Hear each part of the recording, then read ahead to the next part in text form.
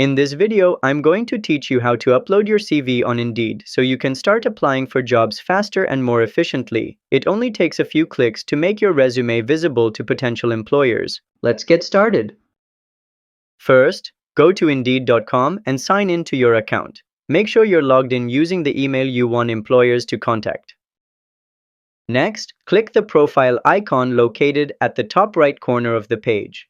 This will show a drop-down menu with your account options. Then, choose Profile from the drop-down. It will direct you to your public job seeker profile. After that, scroll down to the Resume section and click Upload Resume. A prompt will appear for you to select a file from your computer. Finally, choose your CV file, whether it's in PDF or Word format. It will automatically upload and attach to your profile. And that's how you upload your CV on Indeed. If this helped, give it a like and subscribe to How to Tutor for more simple and practical tutorials. See you next time!